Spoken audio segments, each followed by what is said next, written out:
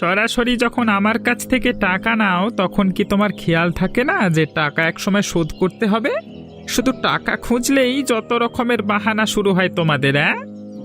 বাবু, আমি একটা ফসলের জমিতে চাষবাস করে বাজারে সবজি বিক্রি করে সংসার চালাই, কিন্তু বর্ষার মৌসুম যাওয়ার পর থেকে ফসলের আবাদ একদমই হচ্ছে না, তাই টাকা পয়সার একটু সংকটে পড়েছি।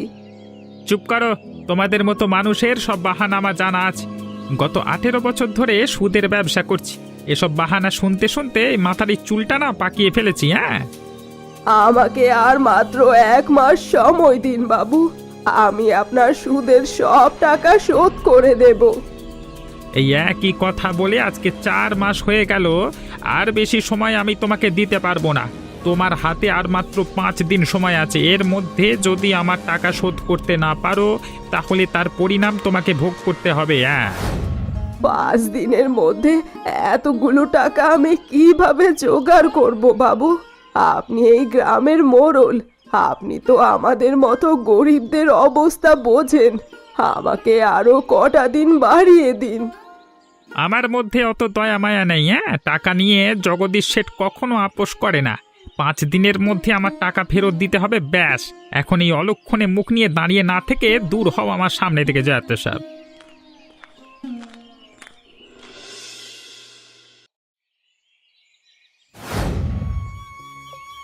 কি হয়েছে রেখা? তুমি এভাবে কান্না করছো কেন? আর কোথা থেকে ছুটে এলে এভাবে? আমি একটা অলক্ষী, আমার বেঁচে থাকার কোনো অধিকার নেই, আমি মরে যেতে চাই। হঠাৎ এসব কি যাতা কথা বলছো তুমি? তোমার কি হয়েছে আমাকে খুলে বলো। কেউ তোমাকে কিছু বলেছে? আমি তো সত্যি কথাই বলেছি, বিয়ের এত বছর পার হয়ে গেল, কিন্তু এখনো সন্তানের মুখ দেখলাম না। আমার এই সমাজে বেঁচে থাকার কোনো অধিকার নেই। নিশ্চয়ই তোমাকে আশেপাশের কেউ আবার কিছু বলেছে, তাই না? তুমি আমাকে সত্যি করে বলো কি হয়েছে? হঠাৎ কেন এসব কথা তুমি বলছো? পাশের পাড়ার জয়া বৌদির ছেলে সন্তান হয়েছে, আমরা কয়েকজন মহিলা মিলে তার বাড়িতে গিয়েছিলাম তার ছেলেকে দেখার জন্য, কিন্তু তার শাশুড়ি আমায় বাচ্চা কোলে নিতে দিল না। কিন্তু কেন? তিনি তোমার সঙ্গে এমন আচরণ কেন করলেন? তিনি বললেন আমি অলক্ষী, বিয়ের এত বছর পার হলেও আমি নিঃসন্তান, আমি যদি শিশুটিকে কোলে নিই তাহলে তার জন্য অমঙ্গল হবে। তিনি তোমাকে এমনভাবে অপমান করলেন? আমি এক্ষুনি গিয়ে তার সাথে কথা বলছি। আমার দোহাই লাগে, তুমি কোথাও যাবে না কারোর সাথে কথা বলতে। তুমি আমার হয়ে কথা বলতে গিয়ে নিজেও অপমানিত হবে, সেটা আমি মেনে নিতে পারবো না। কিন্তু তাই বলে আশেপাশের লোকে তোমাকে এভাবে প্রতিনিয়ত অপমান করবে আর আমি চুপচাপ বসে থাকবো? কিছু করার নেই গো, আমার ভাগ্যে এইসবই লেখা আছে, কিন্তু কষ্টের বিষয়গুলো হলো আমার কারণে তোমাকেও এসব সহ্য করতে হয়।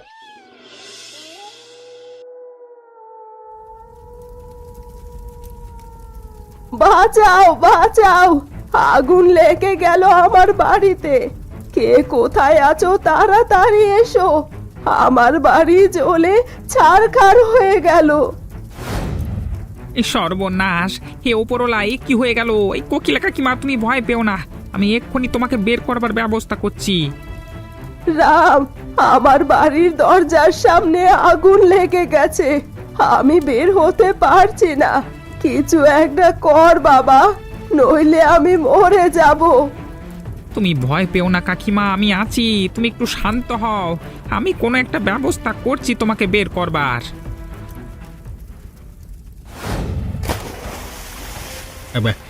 সামনের দিকের আগুন আমরা প্রায় নিভিয়ে ফেলেছি।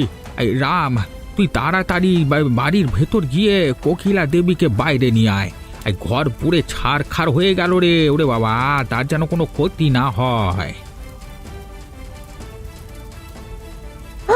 আমার শেষ সম্বল ছিল আমার ওই কুঁড়ে ঘরটা, আজ শেষ সম্বল থেকেও আমি বঞ্চিত হলাম।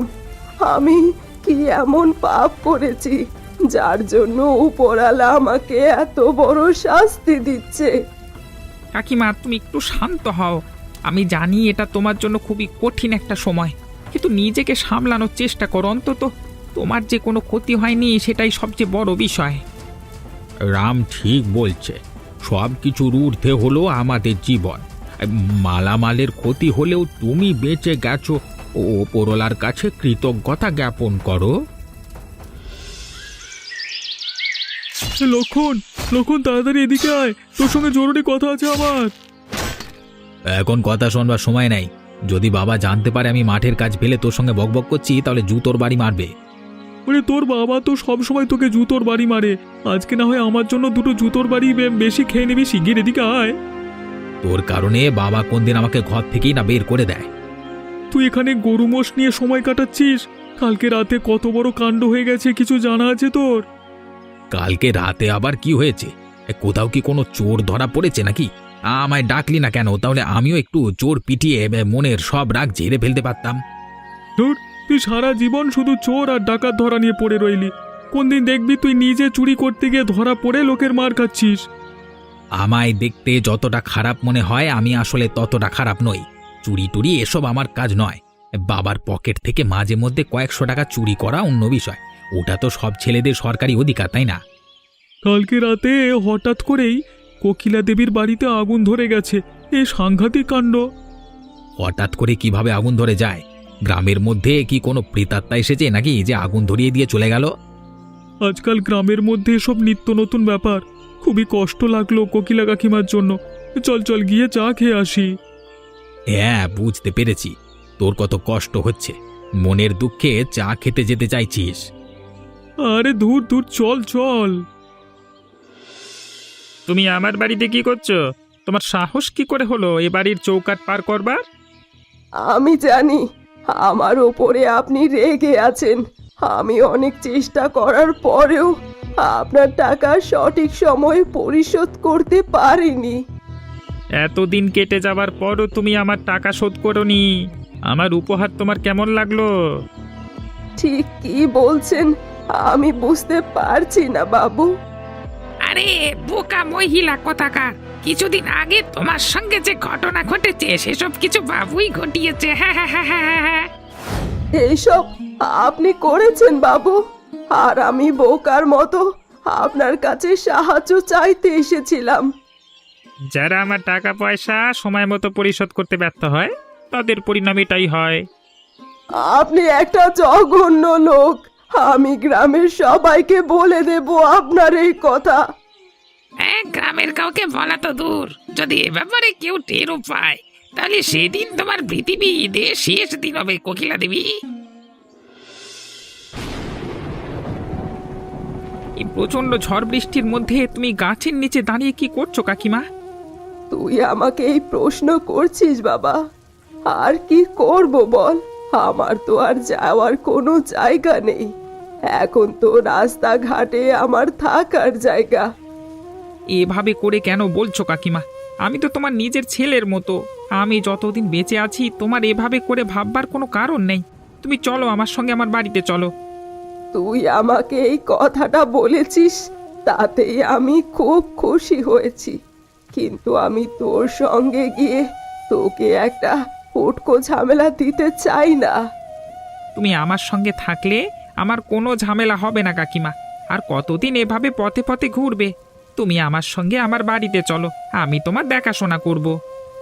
কিন্তু তখন আবার সমাজের লোকে বলবে আমি তোর সরলতার সুযোগ নিয়ে তোর বাড়িতে গিয়ে উঠেছি। প্রশংসার একটা অতিরিক্ত ঝামেলা হয়ে যুক্ত হবে।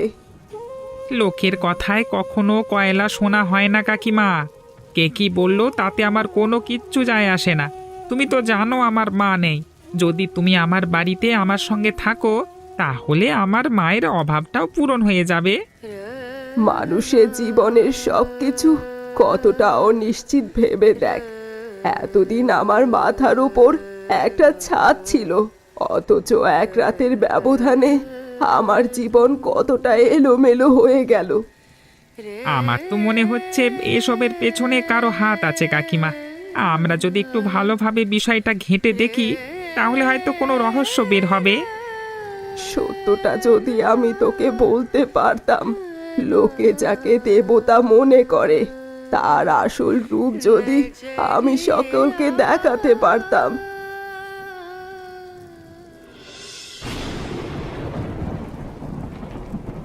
তুমি আসলেই একটা বোকা। অনাথ আশ্রম থেকে শিশু দত্তক নিলে কি আমাদের সব সমস্যার সমাধান হয়ে যাবে? নিজের সন্তান আর দত্তক নেওয়া সন্তানের মধ্যে আকাশ পাতাল পার্থক্য আছে। আমিও জানি, কিন্তু এখন তো আমাদের নিজের সন্তান নেই। তুমি কি চাও সারা জীবন এভাবেই একাকিত্বকে জড়িয়ে ধরে বেঁচে থাকতে? না, আমি সেটা চাই না। আমারও ইচ্ছে হয় কেউ আমাকে মা বলে ডাকুক। আমারও ইচ্ছে হয় আমার ঘরেও শিশুর কোলাহলের শব্দ শোনা যাক। কিন্তু তোমার মনে হয় না যদি কোথাও থেকে দত্তক নিয়ে আনো তাহলে আমাদের সমাজের সবাই আমাদেরকে তুচ্ছ করবে? সমাজের লোকে কি বলল সেগুলো নিয়ে কেন চিন্তা করছো তুমি রেখা? যদি আমরা নিজেদের সুখের কথা ভাবতে চাই তাহলে আমাদের সমাজের চিন্তা করলে চলবে না। কিন্তু যদি অনাথ আশ্রম থেকে কোনো শিশুকে দত্তক নিয়ে আসো তাহলে কাল যখন লোকে ওকে বলবে ও আমাদের আসল সন্তান নয়, তখন ওর মনে সেটা কিরকম ছাপ ফেলবে তুমি বুঝতে পারছো? এখন থেকে যদি তুমি এত কিছু ভেবে ফেলো তাহলে কিভাবে হবে রেখা? আজকে এত বছর হয়ে গেছে, আমাদের এখন একটা সন্তান নেই। আমি চাই কেউ আমাদের বাবা মা বলে ডাকুক। দিন শেষে আমাদের এই একাকিত্ব দূর হয়ে যাক। সেটা শুধু তোমার নয়, আমারও ইচ্ছে। আচ্ছা বেশ, সারা জীবন তো সমাজের কথা অনেক চিন্তা করলাম। এবার না হয় আমাদের নিজের সুখের কথাই একটু ভাবি। আমি তোমার সিদ্ধান্তের সঙ্গে একমত। আমি জানতাম তুমি না করতে পারবে না। আমি একটা অনাথ আশ্রমে কথা বলে এসেছি। আগামীকাল আমরা গিয়ে একটা ছোট্ট আদুরে মেয়ে দত্তক নিয়ে আসব।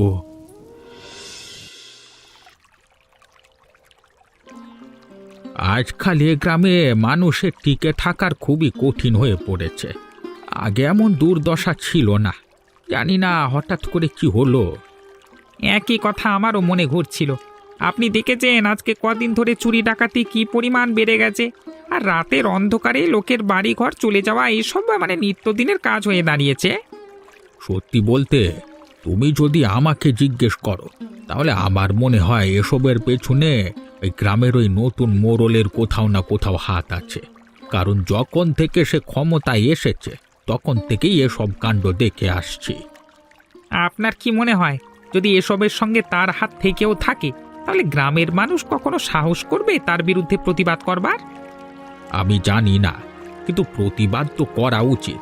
যদি কোনো অন্যায়ের হদিশ পেয়ে থাকি তাহলে অবশ্যই আমাদের দায়িত্ব হবে হাতে হাত রেখে একসঙ্গে তার বিরুদ্ধে রুখে দাঁড়ানো। আপনার কি মনে হয় যদি এসবের সঙ্গে তার হাত থেকেও থাকে তাহলে গ্রামের মানুষ কখনো সাহস করবে তার বিরুদ্ধে প্রতিবাদ করবার? আমি জানি না, কিন্তু প্রতিবাদ তো করা উচিত। যদি কোনো অন্যায়ের হদিশ পেয়ে থাকি তাহলে অবশ্যই আমাদের দায়িত্ব হবে হাতে হাত রেখে একসঙ্গে তার বিরুদ্ধে রুখে দাঁড়ানো। কথাটা আপনি ঠিকই বলেছেন, কিন্তু তার বিরুদ্ধে রুখে দাঁড়ানোর জন্য মানে তার কোনো একটা প্রমাণ পেতে হবে আমাদের। প্রমাণ ছাড়া আমরা কিভাবে তাকে গিয়ে ধরবো? ওপরওয়ালার যেদিন ইচ্ছে হবে সেদিন প্রমাণ নিজে থেকেই আমাদের চোখের সামনে এসে ধরা দেবে। আমার মতে মোড়ল হিসেবে অমরদীপ বাবুই ভালো ছিলেন। একদম হক কথা। যতদিন তিনি দায়িত্বে ছিলেন ততদিন এই গ্রামের মানুষের মধ্যে সুখ শান্তি বজায় ছিল। আমার তো মাঝে মাঝে সন্দেহ হয় এই জগদীশ শেঠ দুর্নীতি করে মোড়ল হয়েছে, আর নয়তো গ্রামের মানুষকে কেন এই অমরদীপ বাবুকে ছেড়ে তার মতো একজনকে বেছে নেবে মোড়ল হিসাবে? আজকাল দুর্নীতি করা কোনো কঠিন ব্যাপার নয়। আমি খুশি হব যদি আবার অমরদীপ বাবু আমাদের গ্রামের মোড়ল হন। নেমো খারাম কোথাকার! এতদিন ধরে আমার টাকায় খেয়ে আমার টাকায় চলে এখন আমার সঙ্গে বাড়াবাড়ি করা হচ্ছে। আমি আপনার সব খারাপ কাজে আপনার পাশে ছিলাম। আপনি যা নতুন করেছিলেন আমি মেনে নিয়েছিলাম, কিন্তু এখন আপনি এসবের মধ্যে আমার পরিবারকে টানতে চাইছেন। আমাকে অসম্মান করার পরিণাম সবাইকেই ভোগ করতে হয়। তুমি আমার যতই কাছের লোক হও না কেন, যতই পীড়িতের লোক হও না কেন, তোমার ক্ষেত্রেও এটার ব্যতিক্রম হবে না। আপনার কি মনে হয় আপনি যদি আমার পরিবারের ক্ষতি করতে চান তাহলে আমি চুপচাপ দাঁড়িয়ে দাঁড়িয়ে তামাশা দেখবো? আমি আপনার বিরুদ্ধে কোনো ব্যবস্থা নেব না। তোমার মতো একটা সামান্য ছোট লোক আমার কেমন কি ক্ষতি করতে পারবে শুনি? জগদীশ বাবু, আপনি তো ভুলে যাচ্ছেন, এই ছোট লোকটাই আপনার বড় বড় সব তথ্য আর রহস্য জানে। আমি যদি একবার মুখ খুলি না গ্রামের লোকের সামনে, তাহলে আপনার ক্ষমতা এই হাত ছাড়াতে 2 মিনিটও লাগবে না। তোমার কারণে যদি আমার ক্ষমতা হাতছাড়া হয় না, তাহলে তোমার পরিবার আর তোমাকে আমি দেখে নেব মুরালি। এতদিন আপনি যত খারাপ কাজের কথাই বলুন না কেন, আমি কখনো সেগুলোতে না করতাম না, চুপচাপ মেনে নিতাম। এবং আমি ভাবতাম আপনি আমার গুরু, আপনার হুকুম মেনে নেওয়াটা আমার দায়িত্ব। কিন্তু এখন আমার আফসোস হচ্ছে আপনার মতো একজন লোকের অধীনে কাজ করেন করার কারণে। এই আমি যদি মাসে মাসে বাসায় এত টাকা না খাওয়াতাম না, তাহলে তোমার আর তোমার পরিবারকে পথে পথে ঘুরে মরতে হতো, কথাটা ভুলে যেও না। আমি সবকিছুর জন্য কৃতজ্ঞ, কিন্তু আজকের পর থেকে আমি আর আপনার হয়ে কাজ করব না। পীতাম্বর কাকু, রাম, তোমাদের আমি পুরো গ্রামে খুঁজে বেড়াচ্ছি, আর তোমরা এখানে বসে আছো। সকাল থেকে আমরা নদীর পাড়ে ছিলাম মাছ ধরবার জন্য, এই মাত্র এসে এখানে বসলাম বিশ্রাম নেওয়ার জন্য। এই নাও মিষ্টি মুখ করো, একটা খুশির সংবাদ আছে তোমাদের জন্য। খুশির সংবাদ? আর তাড়াতাড়ি বল, তাড়াতাড়ি বল। আজকে সকালবেলায় আমি আর আমার স্ত্রী একটি ছোট্ট মেয়েকে দত্তক নিয়েছি। সেই খুশিতে গ্রামের সকলকে মিষ্টি বিতরণ করছিলাম। এটা তো খুবই কঠিন সংবাদ ভানু, এত বছর পর তুমি একটা কাজের মতো কাজ করলে। যা বলেছ, এই অবশেষে তোমার বাবা হওয়ার ইচ্ছে পূরণ হলো। খুব খুশি হলাম তোমার জন্য গো, খুব খুশি হলাম। আমিও খুব খুশি, কিন্তু আমার স্ত্রী রেখা ভয় পাচ্ছে সমাজের কথা চিন্তা করে।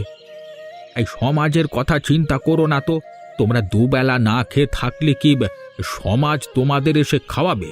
তোমরা যেটায় শান্তি পাও সেটাই করো। তুমি খুব পুণ্যের কাজ করেছো।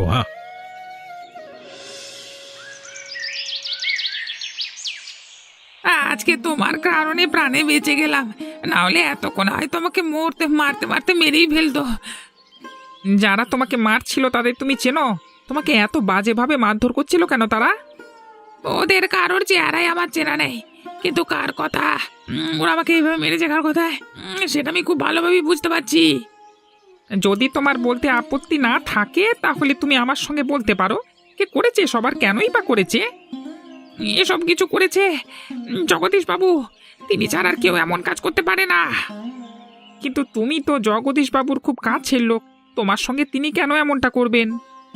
আমি তার কাছের লোক ছিলাম, কিন্তু এখন নেই। আসবে কয়েকদিন, অনেক দিন হয়ে গেছে তো আমি তার তার তার মানে কথা মতো কাজ করছি না, তার পায়ে পড়ছি না। ঠিক সেই কারণেই তিনি বিভিন্নভাবে আমার এবং আমার পরিবারের ক্ষতি করবার জন্য উঠে পড়ে লেগেছেন। তুমি তো জগদীশ বাবুর অনেক বড় ভক্ত ছিলে, কিন্তু হঠাৎ এমন কি হলো যে তুমি তার হয়ে কাজ করা বন্ধ করে দিয়েছো? পুরো কাহিনী যদি বলতে চাই তাহলে আজকে সারাদিন লেগে যাবে। শুধু এটুকুই বলবো, গ্রামের মানুষের জীবনের যে দুর্দশা শুরু হয়েছে সেসবের জন্য শুধুমাত্র জগদীশ বাবু দায়ী। আর তিনি যদি ক্ষমতায় থাকেন, ভবিষ্যতেই পুরো গ্রাম ছারখার হয়ে যাবে। তাহলে তো আমাদের সব গ্রামবাসীদের ঐক্যবদ্ধ হয়ে এই জগদীশ বাবুর অন্যায়ের বিরুদ্ধে ব্যবস্থা নেওয়া উচিত। আমি ভেবেছিলাম সবকিছু নিজের মধ্যে রাখবো, কিন্তু এখন যেহেতু মামলা আমার জীবন আর পরিবারের মধ্যে চলে এসেছে, আমি আমি আমি আমি চুপ থাকতে পারবো না। তুমি ভয় পেও না মুরালি, তুমি যদি সত্যের পথ বেছে নাও তবে আমরা সব গ্রামবাসীরা তোমার সঙ্গ দেব, কোনো ভয় পেও না। আমার তো বহুকাল আগে থেকেই সন্দেহ হচ্ছিল এই নতুন মোড়লের উপর। যখন থেকে তিনি ক্ষমতায় বসেছে তখন থেকে এসব অরাজকতার শুরু হয়েছে পুরো গ্রাম জুড়ে। 1 মাস আগে শহর থেকে কয়েক লাখ টাকার চাঁদা এসেছিল বন্যার নিপীড়িত মানুষদের সাহায্যের জন্য, কিন্তু এ বিষয়ে গ্রামের মানুষ জানবার আগেই সব টাকা নিচে আত্মসাৎ করে বসে আছে জগদীশ শেঠ। মানুষ কতটা নিষ্ঠুরতার পর্যায়ে গেলে তার মানে অন্য মানুষের অধিকার মেরে খেতে পারে, অথচ প্রত্যেকবার নির্বাচনে তিনি আমাদের প্রতিজ্ঞা করেন সব সময় গরিবের আর নিপীড়িত মানুষদের পাশে দাঁড়ানোর। এ অবস্থায় গ্রামের মানুষদের জন্য সবচেয়ে মঙ্গলজনক হবে যদি অমরদীপ বাবু আবার ক্ষমতায় বসেন এবং পুরো গ্রামের দায়িত্ব মাথায় তুলে নেন। কিন্তু অমরদীপ বাবুর তো বয়স হয়ে গেছে। আপনার মনে হয় এই বুড়ো বয়সে তিনি আর এসব দায়িত্ব গ্রহণ করতে চাইবেন? যদি আমরা সব গ্রামবাসী মিলে তাকে অনুরোধ করি তাহলে তিনি অবশ্যই করবেন, কিন্তু তার আগে আমাদের সবচেয়ে জরুরি কাজ হলো জগদীশ বাবুকে ক্ষমতা থেকে সরানো। জগদীশের যদি আর বেশি দিন ক্ষমতায় থাকে তাহলে গ্রাম ধ্বংস হতে বেশি দিন সময় লাগবে না। যদি আপনারা সেটা না চান তাহলে তাড়াতাড়ি কোনো একটা ব্যবস্থা গ্রহণ করুন, প্রতিবাদ করুন। তোমার কোনো ভয় নাই মুরালি, আমরা তোমাকে আশ্বাস দিচ্ছি তিনি তোমার এবং তোমার পরিবারের কোনো ক্ষতি করতে পারবেন না। তুমি একা নও, তোমার লড়াইয়ে আমরা সবাই তোমার পাশে আছি। সকাল সকাল এসব কি নাটক শুরু করেছো তোমরা সবাই? এভাবে দলবল মিলে আমার বাড়ির সামনে কেন হাজির হয়েছো? যাও যাও, ভাগো এখান থেকে। আজকে আমরা পালানোর জন্য আসিনি এখানে, আজকে আমরা এসেছি ঐক্যবদ্ধ হয়ে তোমাকে এখান থেকে তাড়ানোর জন্য। ছোট লোকের বাচ্চা, তোমার এত বড় সাহস? হ্যাঁ, তুমি আমার মুখের উপর কথা কইছো? একদম মেরে না মাটিতে পুঁতে দেবো। হ্যাঁ, যদি সাহস থাকে তাহলে গায়ে হাত তুলে দেখুন। আপনার দু হাত কেটে যদি খুঁটি বানিয়ে না রেখেছি না তাহলে আমার লক্ষণ নয়। আপনার সব কুকর্মের কথা আমরা জানতে পেরে গেছি এবং এত কিছু জানবার পর আমরা কখনোই আপনার মতো একজন লোককে নিজের গ্রামের মোড়ল হিসেবে দেখতে চাই না। যেমন কি কথা জেনেছো যেটার জন্য তোমরা আমার উপরে এত ক্ষুব্ধ হয়ে আছো? রাতের অন্ধকারে নিরীহ মানুষদের ঘর বাড়ি জ্বালিয়ে দেওয়া, নিজের ভাড়াটি লোক দিয়ে গ্রামের লোকেদের বাড়িতে ডাকাতি করানো, বন্যার সময় শহর থেকে আসা ত্রাণের টাকা হাতিয়ে নেওয়া, এসব কুকুরের কথা আর রহস্য নেই, এ পুরো গ্রামে সবাই জানে। তোমাকে আমি একবার সতর্ক করবার পরেও তুমি আমার বিরুদ্ধে গ্রামের সকলকে বলেছো। আমি তোমাকে প্রাণে মেরে ফেলবো মুরালি। মোরালির গায়ে যদি একটা টোকাও লাগে তাহলে এখানে রক্তের বন্যা বয়ে যাবে। জগদীশ বাবু, আমাদের একটাই দাবি, আপনি ক্ষমতা থেকে সরে আসুন। আমরা আমাদের পুরনো মোড়ল অমরদীপ বাবুকে ফেরত চাই। অত্যাচারী ক্ষমতা ছাড়ো, ক্ষমতা ক্ষমতা ছাড়ো, ছাড়তে হবে ওকে, না ছেড়ে যাবে না। অত্যাচারী ক্ষমতা ছাড়ো, ক্ষমতা ছাড়ো, অত্যাচারী ক্ষমতা ছাড়ো, ক্ষমতা ছাড়ো, ক্ষমতা ছাড়ো, ক্ষমতা ছাড়তেই না হবে। ছাড়লে হবে না। ক্ষমতা ছাড়ো, ক্ষমতা ছাড়ো, অত্যাচারী।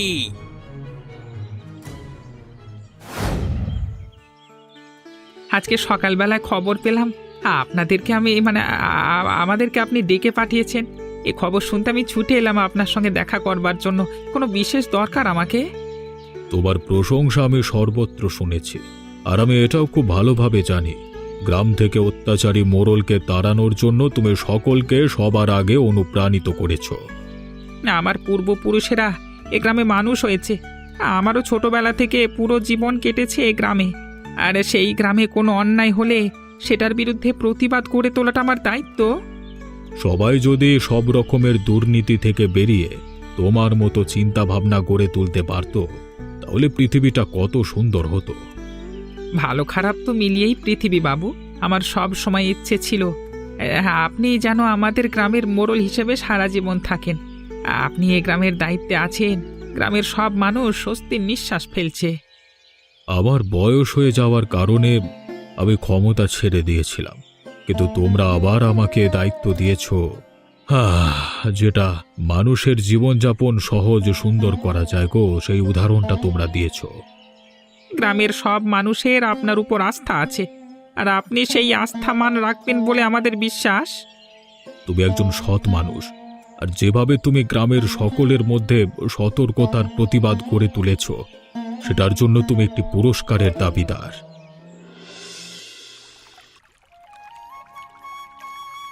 এটা একটা বিচিত্র নৌকা। এই নৌকা পরিচালনা করবার জন্য কোনো মাঝির দরকার হয় না। তুমি নিজের মুখে নৌকাকে যেদিকে যেতে বলবে এই নৌকা তোমাকে সেদিকেই নিয়ে যাবে। আজকে থেকে নৌকা তোমার।